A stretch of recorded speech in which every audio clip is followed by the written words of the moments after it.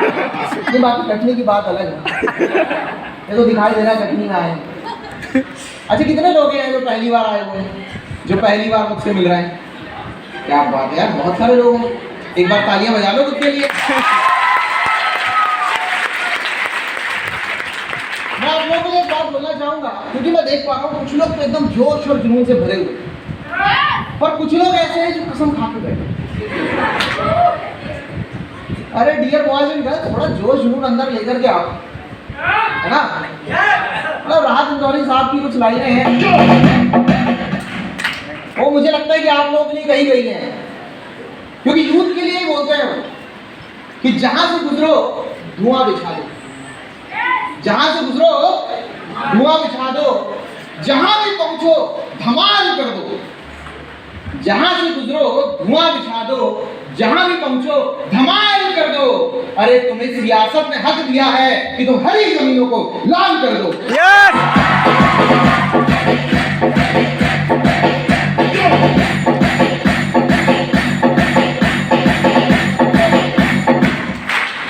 तालियां बजाने में कंजूसी नहीं होनी चाहिए, क्योंकि हम अक्सर बोलते हैं कि यहाँ कुछ MYL के दीवाने तो कुछ मेहमान बैठे हैं, यहाँ कुछ MYL के दीवाने तो कुछ मेहमान बैठे हैं। अरे हम भी देखना चाहते हैं आपके तालियों की गड़गड़ाहट से कि कितने 15 से 30 के जवान बैठे हैं।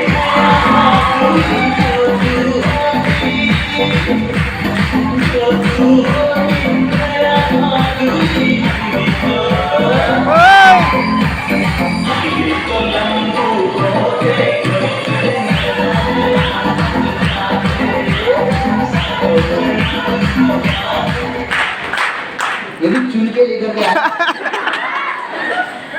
क्या है ना, आज की डेट में भैया समस्या ये है कि जहां देखो इसके बीमार बैठे, आप कुछ लोग बोलेंगे ना ऐसी बात। देखो दुनिया में ऐसा कोई पेड़ तो है नहीं जिसके पत्ते को हवा ना लगी हो, और कटनी हो गया, गौरीबंद हो गया, बाकल हो गया, या हमारे कुछ रायपुरा वाले भी हैं, फिर हमारे यहाँ से फिर आगे सतना वाले भी आए हुए हैं। मतलब इस क्षेत्र में अगर मैं देखूं तो यहाँ हवा नहीं चलती है, यहाँ आंधी तूफान आते हैं। और इसलिए इनके लिए कहा जाता है कि जहां देखो इसके जो बीमार बैठे हैं, हजारों मर गए लेकिन फिर भी लाखों तैयार बैठे।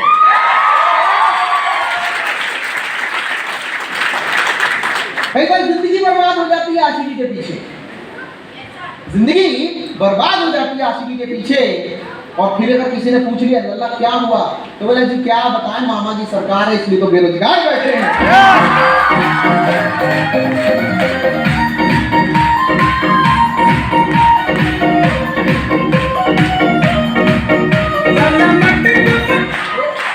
फिर आजकल ना बदनामी का थोड़ा गजब का दौर चला हुआ, मतलब जिसको देखो एक दूसरे की टांग पीछे में लगा हुआ। हेलो, क्या मेरे साथ हैं?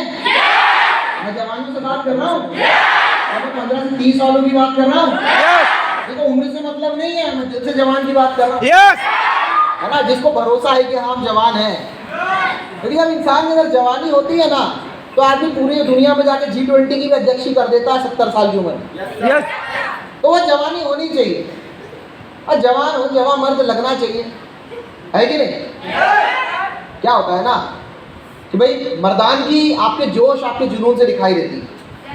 लेकिन आजकल का दौर बड़ा गजब का है, लोग एक दूसरे की टांग खींचने में लगे। आजकल बदनामी का भी बड़ा दौर चला हुआ, जिसको देखो एक दूसरे के लिए बदनामी फैला रहा है, तरह तरह की बातें कर रहा है। ऐसे कुछ लोग 1 साल से मुझे कुछ ज़्यादा टकरा रहे हैं और बातें भी खूब चलती हैं। और ऐसे लोगों के लिए मैं बोलता हूँ यार अभी सूरज डूबा नहीं, हेलो अभी सूरज डूबा नहीं, जरा सी शाम तो होने दो। अरे खुद लौट जाएंगे, हमें नाकाम तो होने दो। अक्सर हमें बदनाम करने का बहाना ढूंढता है ये जमाना, अक्सर हमें बदनाम करने का बहाना ढूंढता है ये जमाना। अरे हम खुद हो जाएंगे बदनाम, पहले थोड़ा नाम तो होने दो।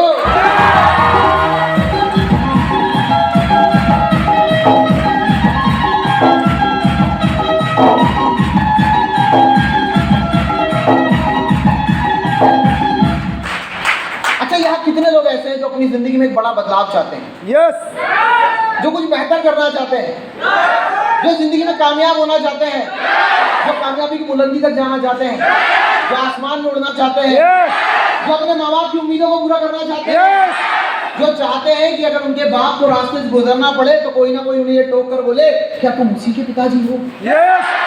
चाहते हैं? कितने लोग चाहते हैं? सारे लोग चाहते हैं। देखो मैंने सबसे सवाल नहीं किया है ना, जो चाहता है वही हाथ उठाए। Yes sir. है ना, कुछ लोगों का हाथ ऐसे उठाए, कुछ लोग अभी नहीं सोच रहे। देखो इसको ना यहाँ तक लाने के लिए दम चाहिए। दम कितनों में दम है? सभी में है। क्या मैं दमदार लोगों से बात कर रहा हूँ? क्या मैं जवानों से बात कर रहा हूँ? लग तो रहा है, महसूस हो रहा है। डियर बॉयज एंड गर्ल्स, आपके इस भाई का नाम अभिनीत है। बाय क्वालिफिकेशन मैं इंजीनियर हूँ। आज से लगभग 10 साल पहले मैंने अपनी इंजीनियरिंग कंप्लीट की और आज से 13 साल पहले मैं वर्ल्ड की बेस्ट इंडस्ट्री डायरेक्ट सेलिंग का हिस्सा बना। और जब इस इंडस्ट्री के अंदर मैं आया ना, तब मैंने कभी नहीं सोचा था कि मैं इस इंडस्ट्री के अंदर इतना लंबा टिकने वाला। मुझे कभी नहीं लगा था। Hello yes. मतलब कई बार आपको लोग मिलते होंगे, मार्केट में टकराते होंगे कि हमने भी देखा, हमने भी सुना था, कई बोलेंगे हमने भी किया था। मिलते हैं आपको ऐसे लोग? मैं भी कुछ उनके ही जैसा था, क्योंकि मैंने भी नहीं सोचा था मैं इतना लंबा टिकने वाला। आज से 13 साल पहले मैंने भी देखा था, मुझे भी जानकारी मिली थी, किस्मत से मैंने कर भी लिया था और मैंने कभी नहीं सोचा था मैं इतना लंबा टिकने वाला। लेकिन कुछ ऐसी चीज़ें रही जिसकी वजह से मैं टिक गया, कुछ ऐसी चीज़ें रही जो टिकने की वजह से मुझे मिली। और ये जो अभी आने वाले 15-20 मिनट में आपके साथ देने वाला हूँ, उसमें मैं कुछ ऐसी चीज़ आपके साथ डिस्कस करने वाला हूँ। आज मेरा दिन नहीं है, आज हम किसी और को सुनने के लिए आए। यस। और किसको सुनने के लिए आए हम? प्रमोद सिंह सर। प्रमोद सर को सुनने के लिए आए हैं। यस। तो दोस्तों अभी उनको ही सुनने वाले हैं, आने वाले हैं कुछ समय। और जब यहाँ आते हैं ना जलजला आ जाता है अपने आप। Yes sir. मतलब आंधी तूफान अपने आप आ जाते हैं। Yes sir. अभी बात हो रही थी कि 1 साल पहले जब आए थे तो कटनी में सेमिनार लगा के चले गए। कोई यहाँ पे आया तो नहीं था, लेकिन वो फोटोज देखकर ही फिर जबरदस्ती शादी का रिश्ता आ गया, शादी करनी पड़ गई। वहाँ जाके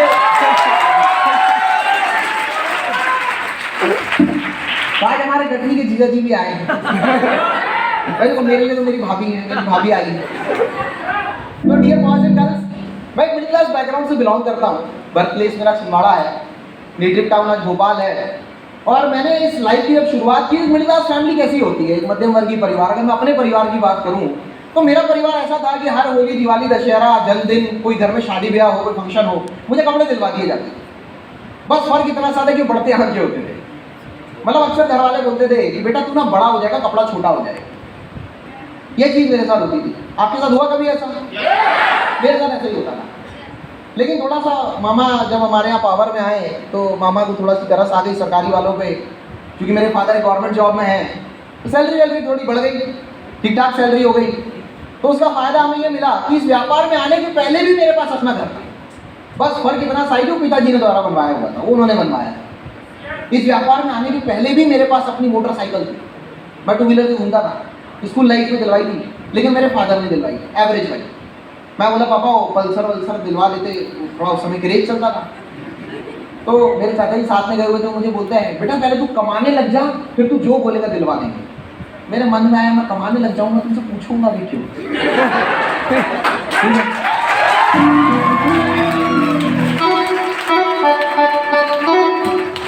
और मन में सोचा, सामने नहीं बोला, ये तो हाथ की भी जाती तवे की भी जाती। तो मैं कहा ठीक चलो जो भी है दिलवा दो। जब मैंने अपना मैट्रिक कंप्लीट किया तो मैट्रिक कंप्लीट करने वाला I was very passionate about public sector. मैं गवर्नमेंट जॉब के अंदर पब्लिक सेक्टर को लेकर बड़े पैशनेट तरीके से चलता था। और मेरे मन में एक सपना था, जब भी मुझसे वो पूछता था आगे जाकर के क्या बनना है, तो अपन एक ही जवाब देते, तो मैंने कलेक्टर बनना है। यही मेरा जवाब होता था। और पढ़ने में भी ठीक ठाक थे। मतलब ये नहीं बोलूँगा कि प्रमोद सर की मध्य प्रदेश में टॉप किया था, लेकिन ये जरूर बोलूँगा कि अपने क्लास के टॉप स्टूडेंट्स में से होते थे। टीचर्स को बड़ी उम्मीद थी, स्कूल वालों को भी उम्मीद थी, कोचिंग वालों को भी उम्मीद थी कि भैया यही है वो बच्चे जो हमारी कोचिंग का, हमारे कॉलेज का नाम रोशन करेंगे, हमारे स्कूल का नाम रोशन करेंगे। और बड़ा अच्छा लगता था जब हमने मैट्रिक कंप्लीट की तो 98 मार्क्स आए, तो कोचिंग वालों ने बड़े अक्षरों में नाम छपाया हुआ था न्यूज़पेपर के ऊपर। और 2-4 दोस्तों के फ़ोन आए, तेरे चक्कर में हमारी नींद हराम हो गई है। घर वालों ने जब से तेरा नाम वही देखा है न्यूज़पेपर में, तब से हमको डांट रहे हैं कि तू भी पढ़ लिया कर, उसके साथ ही होता है ऐसा। तो इतना पढ़ने में ठीक ठाक थे, मैट्रिक कंप्लीट हुई वो भी ठीक ठाक थी, मैथ साइंस वाले थे हम, और पब्लिक सेक्टर को लेकर पैशनेट थे। लेकिन वहाँ से ना लाइफ एक टर्निंग पॉइंट रहा। कैसे टर्निंग पॉइंट रहा समझिएगा। कितने लोग हैं यहाँ पे जो अभी +2 दिए हैं, जिन्होंने जस्ट अभी मतलब 12th का एग्जाम दिया है? कितने लोग हैं मेरे से? तो आप लोग तो बड़े ध्यान से सुनना, और 10वीं 12वीं वाले कितने, 10वीं 11वीं स्कूल वाले, आज तो भयंकर कैटेगरी बैठी हुई है। मतलब मेरे को लगता है आज तो पूरी स्कूल की सरकार यहाँ आ गई। आजकल ज़माना बदल गया अंकल जी। हमारे टाइम में क्या होता था कि हमारा कॉलेज एक ऐसा जंगल होता था कि जहाँ हमारे ऐसे शेरों का शिकार एक इंडिया कर लेती थी। और आजकल का ज़माना बदल गया। आजकल ये कार्यक्रम 5वीं 6वीं शुरू हो जाता है। जमाना एडवांस 5G टेक्नोलॉजी आ गई है। परिवार वाले बड़े हैरान है, बोले कोरोना की वैक्सीन छोड़ो, इसकी वैक्सीन दे दो, जितना बोलोगे देने को तैयार। क्योंकि क्या कर ले यार, झूठों की महफिल में आजकल सच्चे आने लगे। झूठों की महफिल में आजकल और आशिकों की महफिल में आजकल बच्चे आने लगे।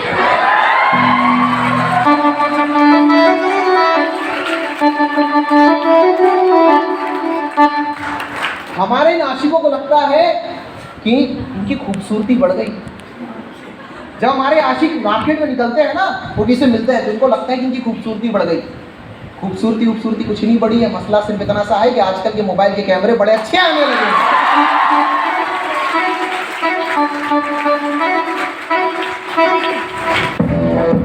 We are very lucky, we was very lucky कि भाई हमारे टाइम में ये चीज़ें कॉलेज लाइफ में शुरू होती थी। तो कॉलेज लाइफ के पहले भाई फादर ने गाइड किया 2009 में, जब मैंने अपना +2 कंप्लीट किया, कि बेटा तू पब्लिक सेक्टर की सोचता है, अच्छी बात है, लेकिन आज की मार्केट में कंपटीशन बहुत ज़्यादा है, घना कंपटीशन है आज की डेट में। वो ज़माना गया जब 25-30 साल तक बच्चा बैठता था, पढ़ाई करता था, घर बैठे सरकारी नौकरी आ जाती थी। मेरे पिताजी बताते हैं कि जब एमकॉम प्रीवियस के अंदर थे तभी उनकी नौकरी लग गई थी सरकारी में। ये आलम था। लेकिन आजकल का ज़माना बदल गया है। बोले आजकल लोग एमकॉम भाई प्रीवियस कॉम्पिटिशन की तैयारी, दुनिया भर की PhD की डिग्री कंप्लीट करने के बावजूद भी संविदा की नौकरी के लिए भटक रहे हैं। और मार्केट में मामा पता नहीं क्यों इस चीज़ से नाराज है, आजकल वो नौकरी निकाल ली है। मतलब मार्केट में कंपटीशन बहुत भयानक है। तो श्योर नहीं है तो तू ऐसा कर कि कोई एक ऑप्शन लेकर के चल। जिंदगी में एक ऑप्शन होना बड़ा ज़रूरी है। देखो जब दूर तक जाना होता है ना, तो व्यक्ति या तो बस का सहारा लेता है या तो अपनी 4 व्हीलर का सहारा लेता है, लेकिन दोनों में स्टेपनी रखी होती है। क्योंकि पता है साला दूर तक जाएंगे तो गाड़ी पंचर भी हो सकती है। अभी कुछ लोग की हुई थी, सही बात है ना। तो अच्छा है कि वो स्टेपनी साथ में थी, नहीं तो पता नहीं यहाँ कभी पहुँच पाते कि नहीं पहुँच पाते। तो पिताजी ने समझाया कि ज़िंदगी में एक ऑप्शन लेकर के चलो, और ऑप्शन के रूप में इंजीनियरिंग को चुना गया मेरे लिए। मेरे फादर ने चुना था, मैंने नहीं चुना था उस जमाने, उन्होंने मेरे लिए चुना। और मैं इतने ठीक ठाक परिवार से था कि जब भोपाल शहर के अंदर मैं कॉलेज करने के लिए गया, मैं देखता था मेरे काफ़ी सारे दोस्त थे जो लोन पे पढ़ाई कर रहे थे। लेकिन मेरे पिताजी का ठीक ठाक सेविंग होने की वजह से, ठीक ठाक पेमेंट होने की वजह से मुझे किसी लोन का मोहताज नहीं होना पड़ा, बैंक का मोहताज नहीं होना पड़ा, वहाँ से पैसे नहीं लेने पड़े। इवन जब भोपाल शहर के अंदर मैं रहता था, जिस ज़माने में मेरे दोस्तों को रहने खाने के लिए थोड़ा बहुत पैसा आता था और उतने में वो मैनेज करते थे, तो मेरे दोस्तों से तो मुझे ज़्यादा ही पॉकेट मनी मिला करती थी। मतलब एक बढ़िया परिवार से था मैं, सीधी भाषा में आपसे बात करूँ। करोड़पति फैमिली से तो नहीं था, लेकिन हाँ इतना जरूर था कि अपने दोस्तों के बीच में से जब बात चाय के पैसे देने की आती थी तो अपना पर्स आगे निकल जाया करता था। महीने के स्टार्टिंग में तो निकल आता था, लास्ट तक तो हम भी खाली हो जाते थे, लेकिन शुरू में निकल आता था। तो ऐसी जिंदगी चल रही थी। परिवार ने कमाने के लिए बिल्कुल नहीं बोला था, उन्होंने तो पहले से बोल करके बैठा था, बेटा देखो पढ़ने के लिए भेजा है, तू चुपचाप पढ़ाई करना, पढ़ाई में दिमाग लगाना पूरा। जहाँ कमरा किराए से लेकर आते थे, खाना बनाने के लिए भी आंटी जी आती थी, खाना बनाने के लिए भी लगा हुआ था कोई। ये समझाते थे कई बार, कपड़े धोने की भी जरूरत नहीं है, किसी धोबी को दे दिया करो, पढ़ाई में फोकस करो। मतलब मेरी पढ़ाई को लेकर मुझे लगता है कि मेरे से 10 गुना ज़्यादा सीरियस मेरे पिताजी थे। अभी समझ में आता है पढ़ाई के लिए, करियर के लिए मेरे से ज़्यादा सीरियस, और करियर की पिक्चर हमें समझ में आ नहीं पाती। आज की दुनिया में भाई करियर का मतलब ही लोग समझते हैं कि बस पढ़ेगा लिखेगा तो बनेगा नवाब, और खेलेगा कूदेगा तो। पता नहीं सचिन तेंदुलकर को भारत रत्न ये काय के लिए दिया गया, वो दक्षिण डेल है, वो तो खेल रहा है और खूब खेला उसने। सूर्य कुमार यादव आजकल बड़ा फेमस हो गया है, कोहली के तो लोग दीवाने भी हैं। पता नहीं उनके पास कौन सी डिग्री है जिसकी वजह से दीवाने हैं।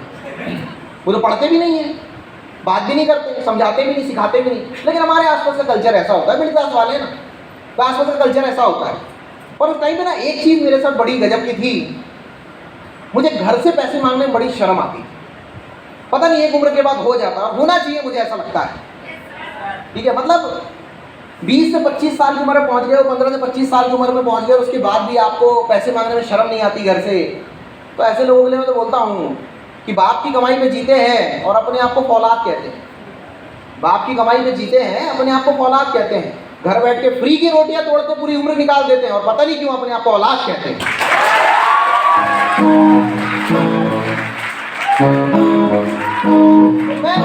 मैं वैसी औलाद नहीं बनना चाहता था। मुझे लगता था यार यहाँ से तो निकलना है आगे। तो मैं किसी ऑप्शन की तलाश में था कि मुझे कोई मौका ऐसा मिल जाए कि जिससे मेरी कॉलेज की पढ़ाई भी डिस्टर्ब ना हो। इंजीनियरिंग कर रहा था मैं, और साथ में मुझे कुछ पैसा आ जाए तो मेरे को घर से पैसे नहीं मांगने पड़े। ये बात मेरे दिमाग में चल रही थी। और कहते हैं वो दिल से की गई दुआ कबूल होती है, लेकिन मुश्किल की बात है, मुश्किल से होती है। दिल से की गई दुआ कबूल हुई। मेरे बहुत ही अच्छे दोस्त जिनके साथ पुरानी कोई पहचान नहीं थी, बर्थ प्लेस से थे नहीं, पुराना कोई रिश्ता था नहीं, कॉलेज में अचानक टकरा गए। पढ़ाई में वो भी बहुत अच्छे थे, हम भी ठीक ठाक थे, इंप्रेस थे पढ़ाई को लेकर के उनकी। तो हमने सोचा कि चलो ये दोस्त बता रहा है। वो अचानक मेरे पास आए, उन्होंने मुझे तो ये बात बोली, यार अभी नहीं, बहुत बढ़िया जुगाड़ मिला। मैं कहा तेरे जुगाड़ से मैं क्या करूँ? बोले नहीं, उस जुगाड़ की बात नहीं कर रहा हूँ, इसका जुगाड़ मिला, इसका। होता है भाई, डबल मीनिंग बातें हो जाती है। इंजीनियरिंग को ज़्यादा ही चलती थी। तो मैंने बोला नहीं वो इसकी बात कर रहा हूँ मैं, कि पैसे का एक जुगाड़ मिला, पढ़ाई डिस्टर्ब नहीं होगी। मैं बोला यार ऐसा कोई काम है तो मेरे को बता, मैं तो सोच ही रहा था। और उन्होंने मुझे मेरी ज़िंदगी में बहुत बड़ा बदलाव लाने के लिए, परिवार की डिपेंडेंसी हटाने के लिए, उस समय तो नहीं पता था, लेकिन आज बोल सकता हूँ कि मेरी ज़िंदगी में जितने सपने मैंने बचपन से देखे थे उसे पूरा करने के लिए मेरे सामने वर्ल्ड की बेस्ट अपॉर्चुनिटी डायरेक्ट सेलिंग आई। और वो शख्स कोई और नहीं, आज के हमारे chief guest mister Pramod Singh थे। इन्होंने मुझे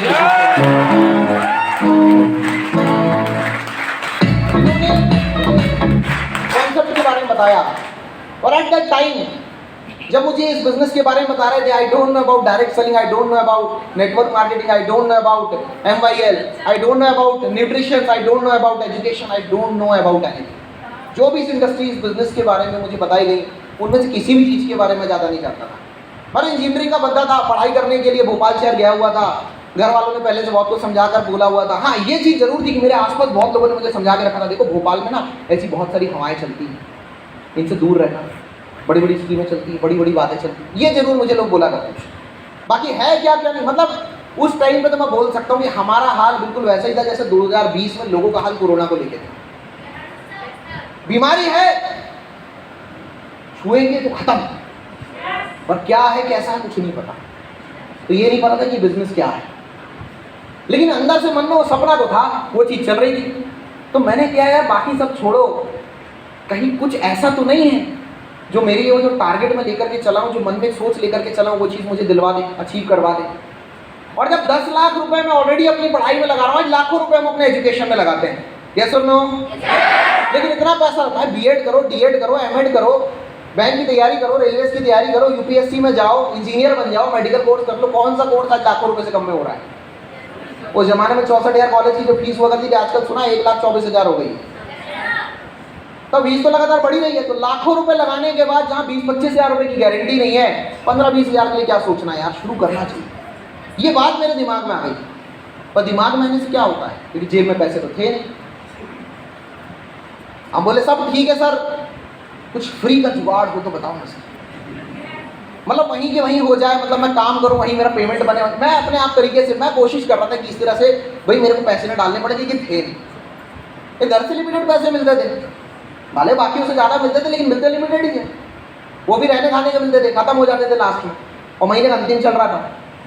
मतलब जिंदगी में ऊपर वाला भी पता नहीं क्यों जब भी कोई मौका देता है तो साथ में कोई ना कोई मुसीबत देता है। दिया भी प्लान तो कब, महीने के अंतिम में, जब पैसे थे नहीं जेब में। तो मैं सोचने लग पड़ा कि यार पैसे नहीं है, लेकिन मन में एक चीज़ थी कि करना है, शुरुआत करनी है, हो ना हो ये काम मेरी समस्या को दूर कर दे। क्योंकि मैं कैलकुलेशन में बड़ा तेज था, मैथमेटिक्स पहले बताया ठीक ठाक थी, 90-95 ले आते थे। तो कैलकुलेशन मारे कि 4 साल में कितना पैसा खर्चा होने वाला। मैं सोचा अगर मान लो कि यहाँ 15-20 हज़ार लगा करके यहाँ से पैसे, मेरे को न्यूट्रिशन ज़्यादा समझ नहीं आया, एजुकेशन समझ नहीं आया, पर एक चीज़ मेरे को समझ में आई कि अगर इस काम से मैं थोड़ा बहुत भी कमाने लग गया तो हर महीने के पैसे घर से लेने पड़ते हैं, शायद ना लेना पड़े। इतनी सी सोच मेरी आई, और कैलकुलेशन मारा तो समझ में आया कि यार कोई घाटे का सौदा नहीं, और मैंने स्टार्टअप करने की सोच ली। और वहां से मैं ये बात बोल सकता हूँ कि इस बिजनेस को शुरू करने के लिए कुछ लोग बोलते हैं जेब में गांधी होना जरूरी है। अरे दोस्तों मेरी बात को मानो, जेब में गांधी होना होता, दिल में आंधी होना चाहिए, बाकी तो शुरुआत हो जाती है।